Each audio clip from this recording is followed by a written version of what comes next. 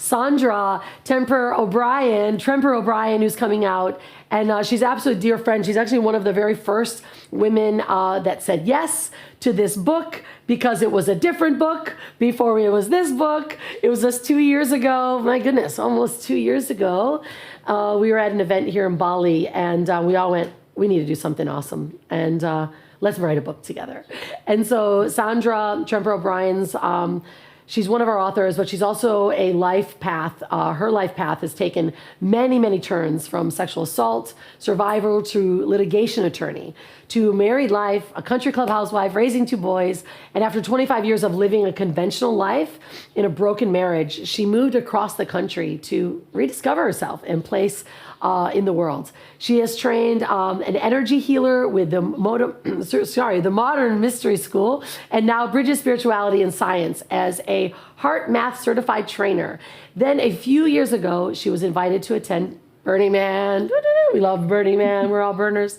This inspired her to create her own art, Divine Feminine Warrior Goddess, which represents forgotten or repressed aspects of every woman that are calling to be reclaimed and reintegrated into their life. She's an official exhibitor at an artist at the Burning Man from 2017 to 19.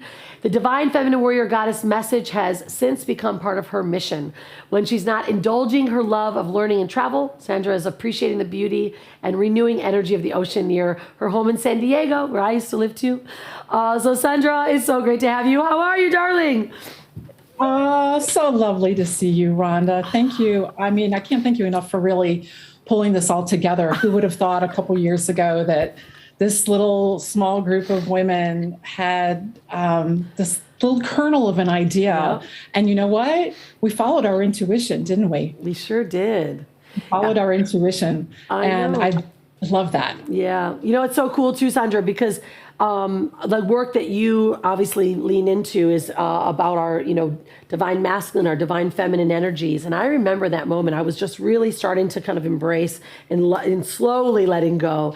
And it was because of so much of your inspiration, right? And your knowledge, because I'm like thirsty for knowledge. And so the moment someone tells me, I'm like, wait, I need to learn more about this, and my life is completely transformed since the day that we had this idea for this book. And for that, I want to thank you. But more importantly, I want to welcome you to this stage to share about what you're working on, because it's absolute magic. Oh, great. Thank you so much. Yeah. I go into, in the chapter in the Women Gone Wild book, I do go into masculine and feminine energies and kind of an introduction to all that. And it's been lovely to see your metamorphosis in that realm. It's been terrific. But tonight, I'm so excited to talk about intuition. Mm-hmm. Intuition is one of my favorite things, because I've only in the past several years started tapping into it. Mm. And it's been absolute magic. It's actually the reason I am here today. And I want to kind of share with you that story. You kind of touched on a little bit in the introduction, but intuition is that pause. It is that liminal space where if you allow it to take form, it will manifest itself to you. And it could arise as, a gut feeling or a knowing or a hunch. We've all felt it. We may not have understood what it is. And some of us have the experience of ignoring our intuition and what happens with that too. But when you give it space to expand, it can also become your aha moment. And I had that happen to me. Part of what I do in my Divine Feminine Warrior Goddess transformation work with women is to reconnect them with their innate intuition. In fact, I was listening, as I mentioned, to my intuition that led me to create Divine Feminine Warrior Goddess method. And it all started with Burning Man, which I know you're familiar with Burning Man. Yes. But for those of you who are not familiar with it, it's an annual week-long event that's held in the very harsh conditions of the Nevada desert. And it's a temporary community of about 70 to 80,000 people. And its whole dedication is about art and creativity. And it's governed by these 10 principles, such as radical self-reliance and gifting and participation and radical self-expression, among other things. So in planning my second trip to Burning Man, I had decided to create some art as a gift to my camp mates, and kind of the neighbors in the area. And so I went shopping around. I love going to thrift stores. I get some inspiration there. And I was walking through a thrift store, and I see these 4 female torsos, these black plastic female torsos, and something made me stop.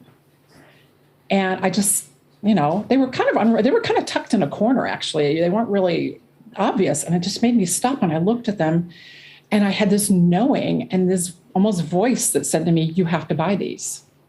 And I was like, of course, then my head takes over, because that's what happens, right? Your head's like, what? Buy this. And then I was just like, no, that was really strong. I'm going to buy them. I have no idea what I'm going to do with them, but I'm going to buy them. So I did. I kind of nicknamed them the girls, and I brought the girls home, and I lined them up against the wall in my living room. And I'm looking at them, and I was just like, okay, girls, talk to me. Who are you? And I sat down, and I gave it some space and some quiet. And I closed my eyes, and I waited for the answer. I put that out into the universe, and I was just actually not even just to the universe, to myself, because it was an intuitive hit that I had in that thrift store. So I'm like, okay, why? Why did this happen? And the answer actually came to me very, very quickly. They said, we are you. We are every woman. We are divine. We are feminine. We are warriors. We are goddess. And I knew at that moment, I knew exactly how I was going to do this art. And so I designed it all and took it to Burning Man. And I went there and wanted to put it in my camp. They're placed on poles, right? Well, Burning Man has like this really hard, rock hard playa dirt kind of stuff you can't dig without a machine. So I went to the art support department, because it's all about, they have amazing art out there, just huge installations. People spend, years, and they have huge teams and all of this stuff. So I just went and I said, hey, is there any way I can have the auger machine come by my camp and dig 4 post holes? I just need 4 holes to put it in. And they started asking me questions about it. And I said, well, what's your inspiration? And do you have pictures? And I said, well, my inspiration was, it's called Divine Feminine Warrior Goddess. And I really would like people who come by and see it to kind of, especially women, to ask themselves, kind of reflect on it. What makes me divine? How do I honor my feminine? How does my warrior manifest itself? And how do I honor my goddess? And I said, those are 4 aspects of every woman that, a lot of women have lost touch with. So they took the pictures, and they took all this back in the back room, and I'm sitting there. And of course, by then my head's taking over, right? All the self-doubt comes forth, all of this. And I'm like, what am I doing here? They're probably in the back room right now, laughing their butts off, going, who is this chick? Who does she think she is bringing this? And I'm just like waiting, and it felt like forever.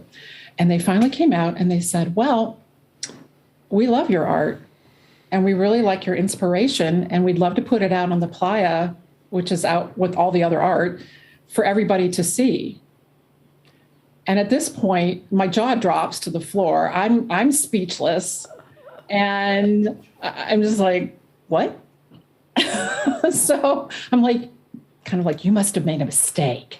So I'm like, I'm not an artist. I said, I'm a recovering litigation attorney and, country club housewife in my past life. But by then I was a official Burning Man artist. Since then, I have been invited back the past 2 years that they've had it officially, and I brought the girls out. But each time it's Divine Feminine Warrior Goddess, and it's connecting with the empowerment aspect of what's inside every woman. So I realized that the art had mirrored my own journey of, after the end of my 25-year marriage, of reconnecting myself. I was just lost. I didn't know who I was. So I was reconnecting myself with those aspects, the divine, the feminine, the warrior, and the goddess. And I also realized that on this journey of reclaiming my personal power, that it also resonated with other women, and that I could help other women reconnect with those aspects of themselves too. So intuition is it's one of our superpowers. It is like a muscle though, and you do have to use it and you have to practice with it. One of the techniques that I started with is to sit and ask my body, what does yes feel like? And what does no feel like? Because they resonate if you have to pay attention to it, but they resonate in different places in your body. And if you get to know what your yes feels like in your body and your no feels like in your body, you can start building that muscle and start practicing with simple little things, stuff that really doesn't matter during the day, but just practice, and leave space and be open and leave that time, because it's an instinctive feeling. It bridges the gap between the conscious and the non-conscious, and it can't be captured with analytical reasoning or a logical brain. And if I hadn't listened to my intuition that day at the thrift store, I wouldn't be here today. I wouldn't have gone on this journey and, on this mission to help other women reclaim those aspects of themselves. So pay attention to your intuition and give it space and time to expand, and watch your world expand with it. Sandra, wow. I love that story. I know that story before, but I didn't know all the depths of it. And it's beautiful to think, right? Like something, just a message that comes through to us, and then we can actually turn it into a reality. This is what's happened for me here. Like, I didn't have time to run a 4-day summit that took me 2 months with 50 some people to help prepare it. I didn't have time, right? And then to relaunch a book series, like all these things, but it was like, no, you have to do this. This is part of your soul's calling. But when you do it, like the fulfillment and the magic, this is when it begins to turn into reality. And I know you're also launching, you were just obviously an author in this book, but you're launching your own book coming up as well. Want to share a bit about that before we go to questions? Yeah, so that's been a work in progress really over the past 4 years as my journey has unfolded. That was another intuitive hit. And that was another thing where I kept getting this message that I need to be helping other women on this journey, on their journey of, I call it lost and found. These women who are lost. And I was there. I was that woman. I was lost. I didn't know who I was. I looked in the mirror and I didn't know who I was. So to help them on this journey. And the book that I am working on is called Reclaim Your Crown. And it is about connecting with those aspects of ourselves that we've forgotten or suppressed or ignored. And it's really about reclaiming sovereignty over your own life. You're a queen. You are a queen. And it's about, living a royal life. It's about having fresh flowers.